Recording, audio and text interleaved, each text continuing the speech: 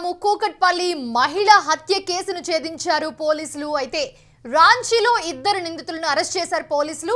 నగదు బంగారం కోసం రేణు అగర్వాల్ ని హత్య చేశారు. హత్య తర్వాత రాంచీకి పారిపోయారు నిందితులు. క్యాబ్ లో విశాఖ మీదుగా రాంచీ వెళ్లారు నిందితులు. అయితే నిందితుల ఫోటోలు ఇన్స్టాగ్రామ్ లో చూశారు క్యాబ్ డ్రైవర్. సో పోలీసులకి వెంటనే సమాచారం ఇచ్చాడు. ఆ క్యాబ్ యజమాని వెళ్తూ ఉండగానే కొన్ని వెబ్సైట్స్లో ఇన్స్టాగ్రామ్లో ఈ నిందితుల ఫోటోలు చూసి ఆ క్యాబ్ డ్రైవర్ వెంటనే పోలీసులకి సమాచారం అందించాడు చాకచక్యంగా. హత్యకు ముందు తూప్రాల్లో హర్ష గ్యాంగ్ పార్టీ చేసుకున్నారు. ఢిల్లీలో నిఖిల్ అనే వ్యక్తితో టచ్లో ఉన్నారు హర్ష. అయితే ప్రస్తుతం పోలీసుల అదుపులో ముగ్గురు నిందితులు కూడా ఉన్నట్టుగా తెలుస్తుంది మనకి. నిందితులను హైదరాబాద్ తరలిస్తున్నారు పోలీసులు. రేపు అధికారికంగా వివరాలు వెల్లడించనున్నారు పోలీసులు. అసలు ఏం జరిగింది? కూకట్పల్లి హత్య కేసు మనం చూస్తూ ఉన్నాము. దీంట్లో మహిళని దారుణంగా హత్య చేశారు. సో దీంట్లో ఎవరెవరు ఉన్నారు, ఎవరి హంతకులు ఎక్కడి నుంచి వచ్చారు అనేది చూద్దాము.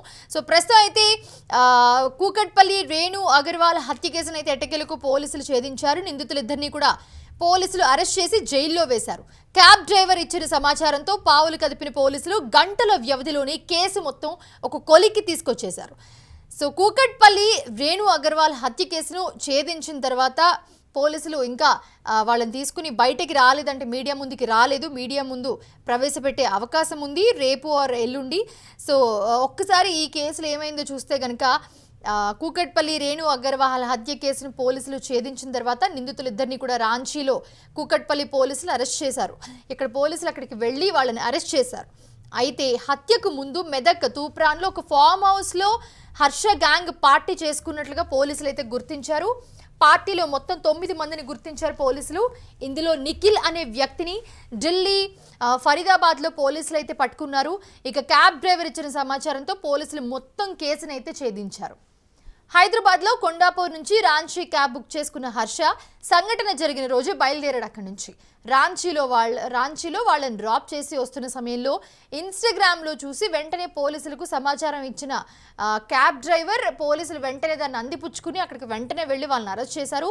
క్యాబ్ డ్రైవర్ ఇచ్చిన సమాచారంతోనే ఇద్దరు నిందితుల్ని కూడా పోలీసులు పట్టుకున్నారు. అయితే కూకట్పల్లి పోలీస్ స్టేషన్ పరిధిలో సాన్వి లేక్ అపార్ట్మెంట్లో ఒక ఫ్లాట్లో రాకేష్ అగర్వాల్ రేణు దంపతులు నివాసం ఉంటున్నారు. అయితే రేణు అగర్వాల్కి 50 సంవత్సరాలు. రాకేష్కు సనత్ నగర్లో స్టీల్ షాప్ ఉంది ఒకటి. వారింట్లో 10 రోజుల క్రితం హర్ష అనే వ్యక్తి పనికి కుదిరాడు. ఎంతో నమ్మకస్తుడి మాదిరిగా యజమానులిద్దరినీ కూడా నమ్మించాడు హర్ష.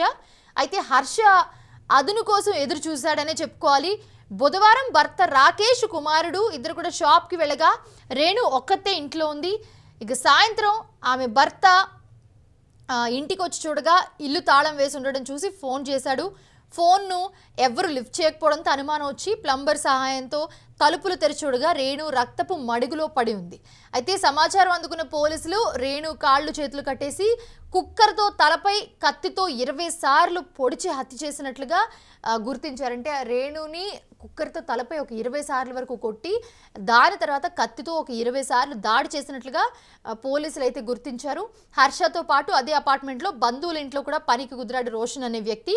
వీళ్ళిద్దరూ కలిసి ఈ హత్యకు పాల్పడినట్లుగా సమాచారం. అయితే హత్య అనంతరం నిందితులిద్దరూ రక్తంతో తడిసిన దుస్తులను అక్కడే వదిలేసి స్నానం చేసి స్కూటీపై పరారైనట్లుగా సీసీటీవీ ఫుటేజ్లో అయితే రికార్డ్ అయింది మనకి.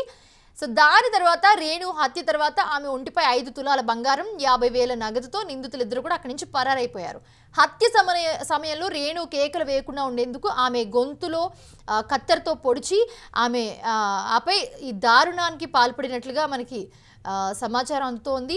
సో దీనికి సంబంధించి పోలీసులు అయితే చాలా చాకచక్యంగా వాళ్ళిద్దరిని పట్టుకున్నారు. సో వాళ్ళని అరెస్ట్ చేశారు. ఈ రోజు రేపు ఏ టైంలోనైనా వాళ్ళని మీడియా ముందు ప్రవేశపెట్టే అవకాశం అయితే కనిపిస్తోంది.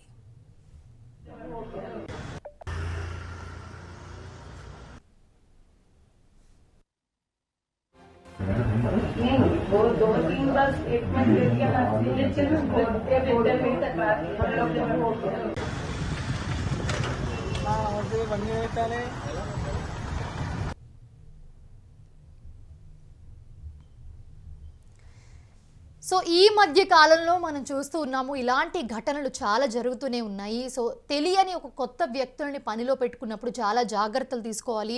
సో వాళ్ళు ఇంతకుముందు గతంలో చుట్టుపక్కల ఎక్కడ పని చేశారు ఏంటి అనేవన్నీ కూడా కనుక్కోవాలి అని చెప్తూ ఉన్నారు పోలీసులు. గతంలో కూడా ఇలాంటి ఇన్సిడెంట్ చూస్తే హై రైజ్ అపార్ట్మెంట్, ఎవరు రావడానికి వెళ్ళడానికి కూడా వీలు లేకుండా ఉండే అపార్ట్మెంట్ అది. ఒక్కసారి మీరు విజువల్స్ కూడా చూడండి. హై రైజ్ అపార్ట్మెంట్ చాలా ఒక కమ్యూనిటీ లా కనిపిస్తుంది. అలాంటి కమ్యూనిటీలో స్వాన్ లేక్ అనే ఒక కమ్యూనిటీ.